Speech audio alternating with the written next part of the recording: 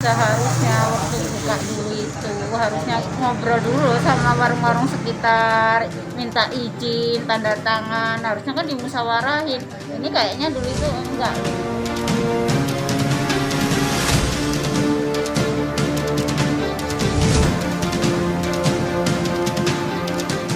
Pertumbuhan ekonomi kerap dikaitkan dengan iklim bisnis yang subur.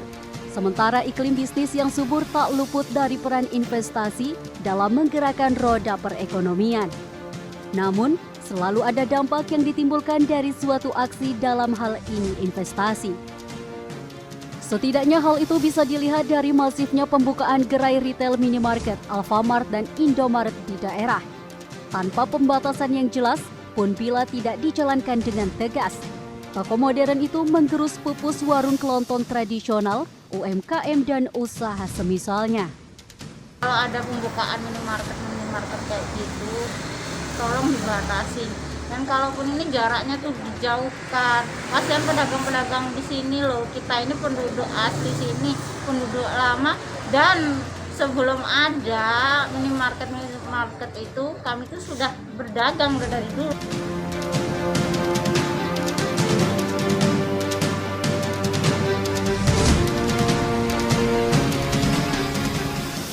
Seperti dikatakan Wakil Ketua Komisi 1 DPRD Kota Metro yang mengaku sering mendapat keluhan dari masyarakat. Tak jarang, warga menolak toko swalayan modern tersebut berdiri lantaran sudah banyak toko-toko kecil di area mereka. Kondisi ini akhirnya memantik reaksi bahwa regulasi pembukaan gerai minimarket modern, Alfamart dan Indomaret perlu dikaji ulang. Jika tidak dibatasi atau paling tidak diperketat aturan mainnya, kehadiran minimarket perlahan akan mematikan usaha kelontong warga kecil di daerah. Usaha mikro hanya menunggu waktu saja untuk gulung tikar. Selama itu ada kontribusi untuk Kota Metro, silakan saja. Tapi kalau misalnya dengan berdirinya minimarket justru mematikan usaha kecil yang ada di Kota Metro, itu yang jadi concern kami. Penyerapan tenaga kerjanya tidak ada, kemitraannya juga bentuknya kami tidak tahu seperti apa.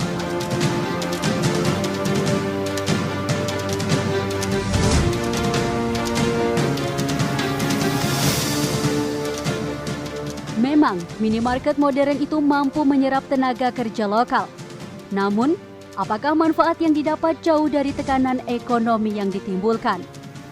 Usai membanjiri kota-kota besar yang padat penduduk, Alfamart dan Indomaret kini memenuhi ruas-ruas jalan di daerah. Pemerintah daerah melalui dinas terkait membuka pintu lebar-lebar investasi yang masuk ke mereka. Dampaknya bagi kehidupan warung kecil milik warga hampir tak diperhitungkan. Apa yang perlu dipertegas dari kehadiran Alfamart dan Indomaret di Kota Metro? Bagaimana menyeimbangkan antara investasi perusahaan level nasional dengan melindungi usaha masyarakat kecil?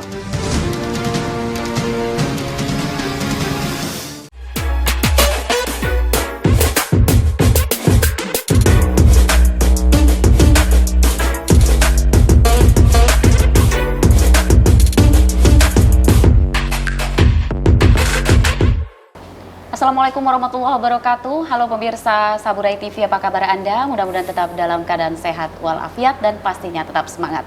Senang sekali saya Fitri Amalia menjumpai Anda di program Saburai Talk. Pemirsa, tumbuh suburnya toko modern seperti Alfamart dan Indomaret di suatu daerah, tentunya ini merupakan wujud nyata dari tumbuh suburnya iklim investasi.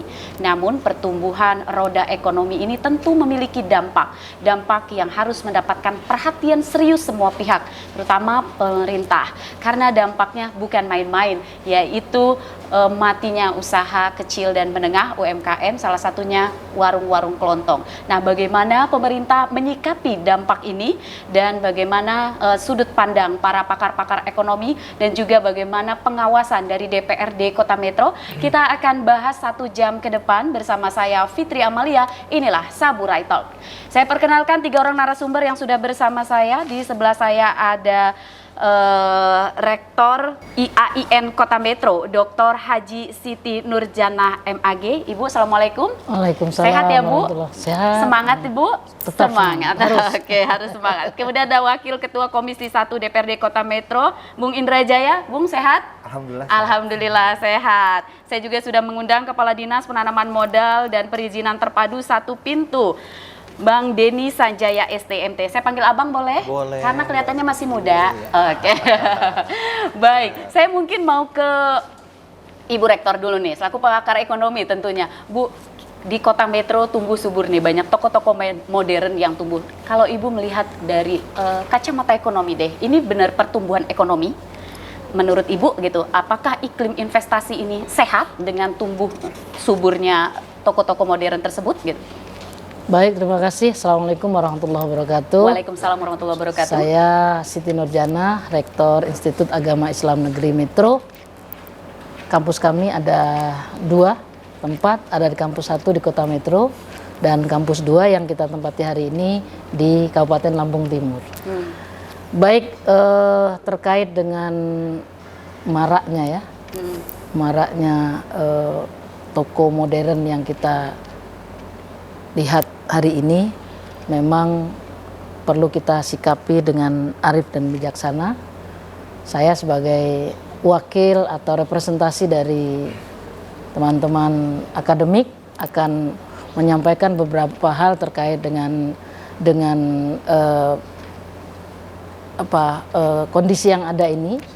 Karena saya dari unsur akademik, maka saya akan menyampaikan dari aspek atau dari kacamata akademik.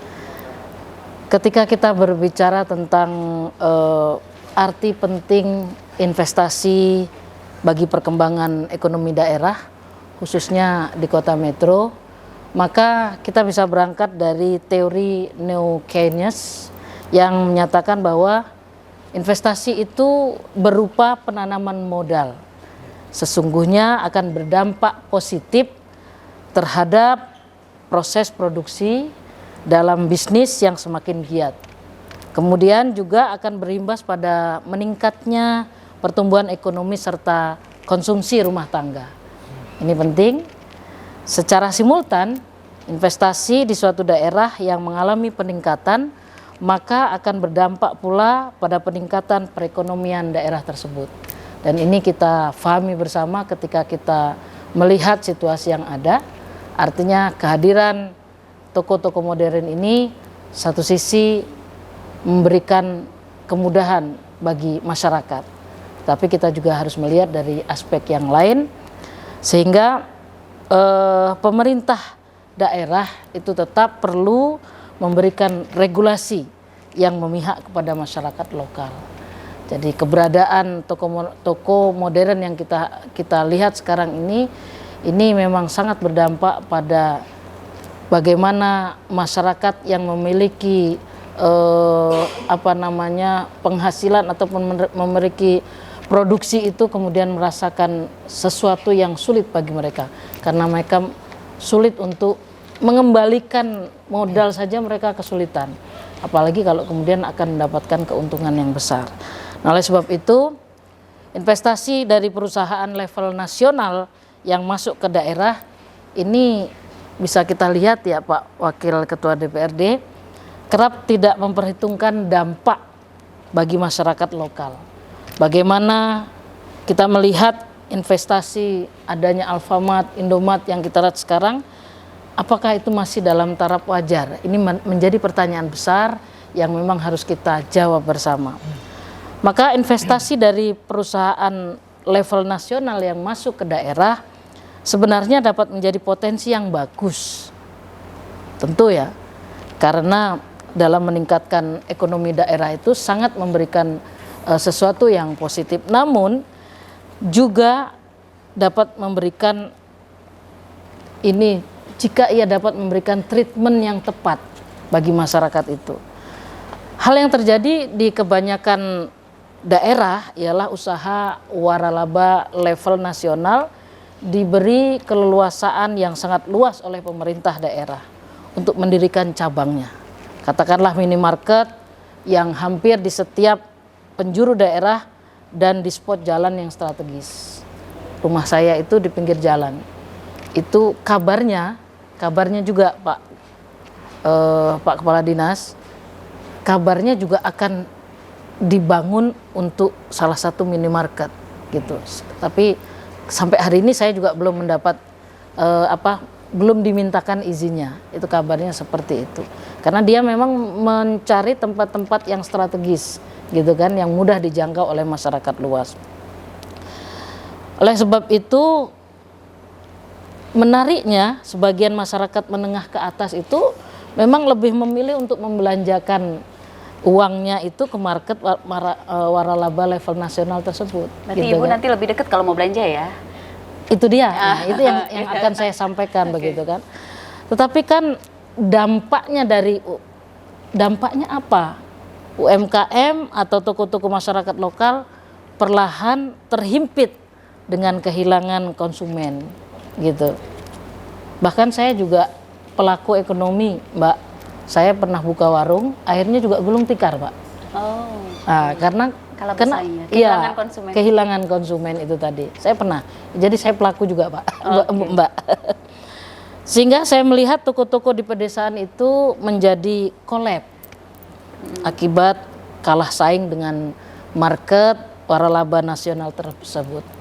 Sehingga jika kita melihat kok fenomena ini dengan kacamata ekonomi kerakyatan atau ekonomi Pancasila yang jelas masuk dalam salah satu butir Pancasila kita, maka kita menyadari bahwa ada yang perlu dievaluasi bersama. Ya, kita berjalan bersama untuk melakukan evaluasi. Nah, bagaimana jalan mengkompromikan ini? Jadi kita tidak boleh menyalahkan satu pihak saja, tapi kita harus mencari benang merah ya Pak Wakil ya. Mencari benang merah, mengkompromikan antara investasi dari perusahaan nasional dan perlindungan bagi usaha mikro di daerah. Kita perlu kembali mendalami apa yang disebut dengan ekonomi Pancasila atau ekonomi kerakyatan tadi. Sebagaimana disebut bahwa ekonomi Pancasila tertuang dalam pasal 33 Undang-Undang Dasar 1945 ayat 1 sampai dengan ayat 4 menyatakan bahwa seluruh kegiatan ekonomi didasari rasa kekeluargaan. Pemerintah menguasai sumber daya penting untuk kemakmuran negara demokrasi. Sehingga regulasi yang dibuat seharusnya berdasarkan analisis atas problematika masyarakat. Hal yang diperlukan untuk jauh ke depan ialah pemerintah daerah menyediakan mimbar atau tim kolaborasi untuk melakukan kajian riset. Inilah fungsinya ada perguruan tinggi, khususnya perguruan tinggi Institut Agama Islam Negeri Metro siap berkolaborasi dengan pemerintah Kota Metro maupun Kabupaten Lampung Timur untuk bersama-sama mengkaji akan keberadaan atau situasi fenomena yang ada yang terjadi di tengah-tengah masyarakat ini. Kemudian yang kedua, menurut hemat saya salah satu bentuk regulasi yang dibutuhkan ialah mewajibkan market modern yang berdiri di daerah untuk menjual produk lokal. Nah ini, jadi ini penting juga yang perlu kita pikirkan. Produk-produk lokal yang dimiliki oleh masyarakat itulah yang kemudian diprioritaskan untuk dijual pada market modern atau pasar modern yang ada itu. Misalnya saja jika ada market modern yang berdiri di suatu kecamatan kota atau tadi yang saya ceritakan di samping rumah saya, samping pas itu Mbak, saya di 16C Pak. Oh iya? Iya, di dekat Dharma Wacana. Itu kabarnya sebelah saya itu, tanah sebelah saya itu akan dibangun Indomaret atau Alfamart begitu, sedang diurus izinnya, kabarnya begitu. Sehingga ketika berdiri di kecamatan, kabupaten, kota, syarat bahwa market modern tersebut wajib ikut menjual produk lokal tersebut dari hasil UMKM di kecamatan tersebut. Nah ini kan akan mendorong ekonomi, meningkatkan ekonomi masyarakat sehingga mereka tidak terkucilkan, mereka tidak merasa terhimpit dengan adanya minimarket atau market modern yang disiapkan tersebut, sehingga UMKM lokal mendapatkan keuntungan dengan kehadiran market modern tersebut.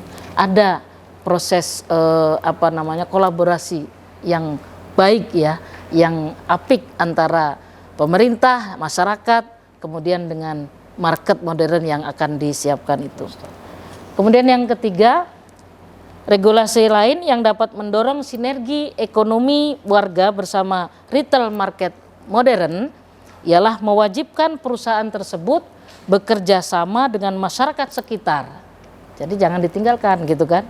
Harus ada izin, harus ada win-win solution yang diberikan sehingga kemudian masyarakat merasa senang dengan kehadiran market modern tersebut, sehingga syarat kebolehan market tersebut bisa terwujud, misalnya pengawas atau pimpinan bisa dipilih oleh pusat waralaba, namun pengelola atau pekerja yang lain merupakan berasal dari masyarakat sekitar. Nah ini win-win solution yang bisa diberikan sehingga kemudian masyarakat merasa terayomi, masyarakat itu kemudian memiliki tanggung jawab akan keberadaan minimarket tersebut, sehingga minimarket itu tidak hanya seolah-olah diperuntukkan kepada masyarakat menengah ke atas, tapi bagaimana kemudian masyarakat menengah ke bawah juga ikut merasakan, tetapi tidak merugikan pasar-pasar ataupun produk-produk atau toko-toko yang ada di sekitar tersebut. Itu barangkali Mbak sekilas yang bisa saya sampaikan. Mudah-mudahan ini membawa hikmah ya, sehingga kemudian pengaturan terhadap minimarket ataupun market modern yang ada itu bisa tertata dengan rapi. Oke. Contoh Mbak, saya baru saja melakukan perjalanan dengan darat, ternyata Kota Padang itu bisa, gitu kan? Tidak ada, saya melihat sepanjang jalan tidak ada Alfamart atau Indomart yang ada di sana. Nah ini kan menarik ya Pak untuk kita kaji. Baik, terima kasih Mbak. Saya kembalikan. Oke, baik. Saya mau ke Bang Denny nih. Bang Denny, boleh. artinya dengan tumbuh, benarkah nih ya? Saya tanya, benarkah roda ekonomi kita sehat, roda ekonomi kita tumbuh dengan banyaknya toko modern yang sampai ke dalam-dalam gitu, sampai ke pelosok-pelosok. Benarkah roda ekonomi kita tumbuh subur? Benarkah iklim investasi bisnis kita sehat di kota metro gitu? Nah, kemudian seperti yang disampaikan Bu Kadis tadi gini, aspek dampaknya tuh bisa diantisipasi nggak gitu? Karena di sebelumnya tuh dianalisa nggak nih dampak yang akan terjadinya? Silakan Wan. Ya, terima kasih banyak Mbak Fitri. Tidak hanya, maksud saya tidak hanya semata izin yang diberikan kepada para pengusaha. Dampak dari kanal modal itu sendiri. Iya, tidak hanya semata mengejar target PAD semata kan, gitu. Ya, terima kasih banyak sebelumnya Mbak Fitri, mohon izin, Bu Rektor, Bu Indra. Kalau bicara dampak investasi memang salah satu dari indikator yang kemudian mempengaruhi PDRB di sebuah kota atau wilayah. Walaupun memang tidak menjadi salah satu-satunya indikator. Bu Rektor lebih paham itu.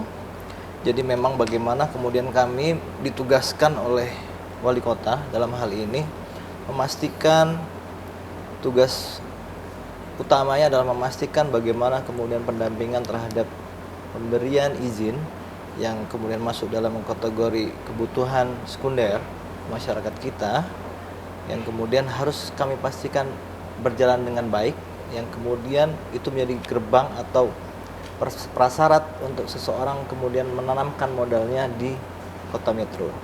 Kalau tadi disinggung bagaimana kemudian toko modern itu masif masuk, apakah dampaknya baik atau tidak, terus kemudian bagaimana kemudian kajiannya, otomatis perlu sebuah sinergitas. Apa yang sudah tadi banyak disampaikan oleh Bu Rektor, harus ada sinergi bagaimana kemudian mereka dari pihak Alfa Indo yang memang menjadi toko modern yang banyak masuk saat ini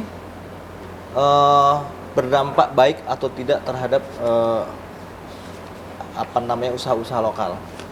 Sebenarnya kita juga punya beberapa regulasi Mbak Fitri yang kemudian mengatur adanya pendirian toko modern, dalam hal ini Alfa Indo, karena dalam nomenklatur kami ini bahasanya adalah pendirian toko modern. Jadi tidak boleh menyebut merek sebetulnya. Tapi memang kita tahu toko modern itu kan yang paling banyak di kota ini adalah Alfa Indo. Tentu saja kita punya dasar yang kemudian sebenarnya sebagai pegangan atau guidance kita untuk Pemda Kota Metro memberikan regulasi dan aturan bagaimana sebuah toko modern itu berdiri. Kita punya Perwali nomor 5 tahun 2010 tentang penataan minimarket di Kota Metro, kemudian Perda nomor 4 tahun 2015 tentang penataan pasar.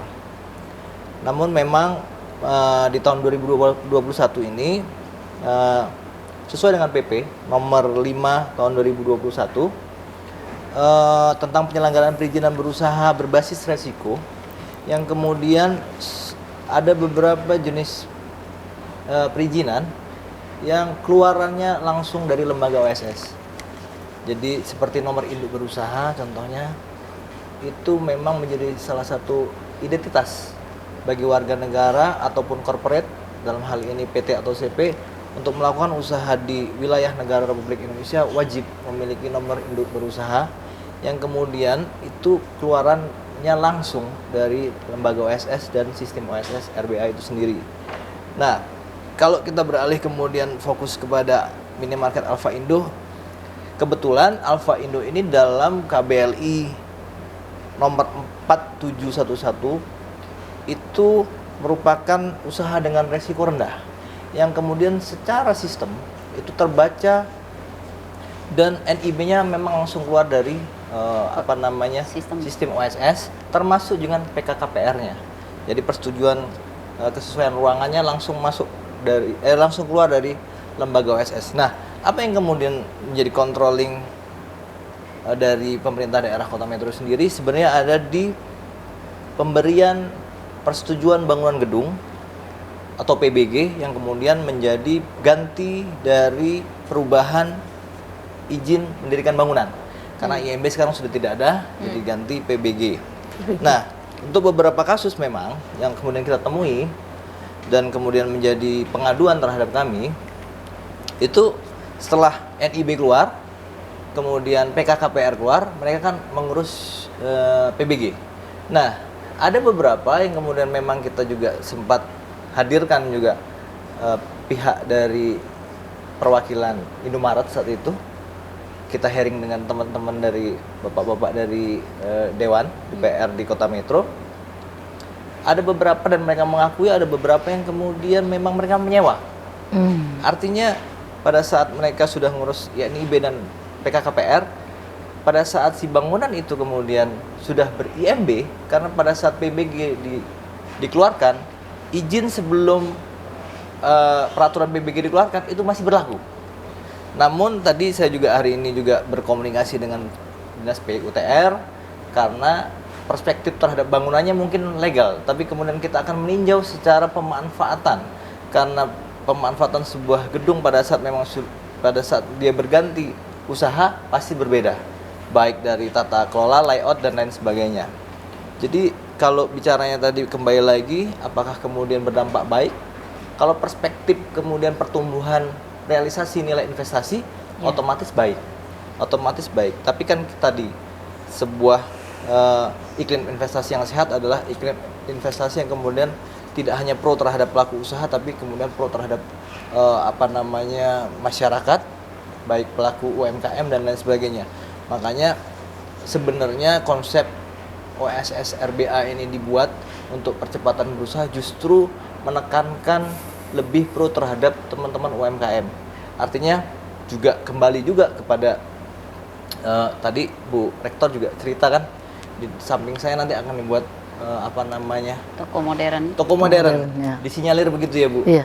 Tapi memang kemarin hasil dari hearing juga kita menyepakati untuk sementara sebenarnya Bu, sementara kami minta kepada pihak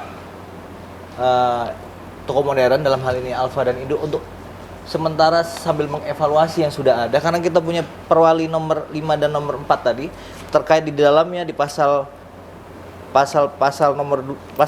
huruf H dan huruf I itu jelaskan ada pengaturan terkait jumlah maksimal dalam radius 100 meter dan jarak 500 meter dari pasar tradisional. Kita akan mengevaluasi yang sudah ada dulu dan kami menghimbau untuk tidak membuka gerai baru dulu sampai dengan apa yang menjadi berita acara terkait dengan evaluasi yang kita lakukan bersama dengan Dinas PUTR. Jadi tadi kalau dari perspektif dari investasi, Mbak Fitri, tentunya ini menimbulkan peningkatan realisasi investasi di Kota Metro. Tapi kemudian kita juga harus jujur dan kita juga harus kemudian melihat dari perspektif lain, bagaimana kemudian seperti tadi kita punya aturan dan kemudian aturan ini juga ada aturan baru di atasnya yang keluar di tahun 2021, otomatis kita juga harus menata bagaimana kemudian ini bisa bersinergi, adanya Alfa Indo yang masuk ke Kota Metro, tentunya harapannya tidak membunuh dari usaha-usaha toko-toko ataupun usaha warung tradisional yang ada yang dimiliki oleh masyarakat kita. Jadi kami juga sedang berkolaborasi, tadi kalau bicara kolaborasi dengan Dinas Perdagangan tentunya sebagai leading sektor perdagangan, Bu Rektor, mengajukan kemudian update atau revisi terhadap Perda maupun Perwali ataupun turunannya yang kemudian nanti menata ulang terkait dengan pendirian toko modern, karena nomenklatur yang ada di Permendak nomor 23 tahun 2021 juga itu saat ini memang dari toko modern atau tadinya minimarket secara nomenklatur juga berubah menjadi toko swalayan. Jadi tadi kalau saya ditanya secara nilai realisasi investasi pasti meningkat, tapi kita juga harus mengevaluasi dampak dari hadirnya Alfa dan Indo secara masif di Kota Metro, gitu Mbak. Baik, jadi dari perspektif ekonomi memang itu mengalami peningkatan investasi ini. Nah, bagaimana sinkronisasi itu sistem aturan yang baru tadi dengan regulasi yang ada? Masih bisa sinkronkah dengan? Iya. Jadi dari hasil hearing itu, terus kemudian dari masukan-masukan dari teman-teman DPR, dari kemudian kita berkomunikasi dengan teman-teman UMKM pada saat kita pendampingan, sampai dengan kemarin kita ketemu dengan pihak Alfa Indo, kami sudah melakukan pengajuan terkait, karena memang dari lembaga OSS sendiri sudah memberikan ruang untuk kemudian kami boleh mengatur jika memang kebijakan atau diskresi kebijakan akan diajukan oleh pemerintah Kota Metro.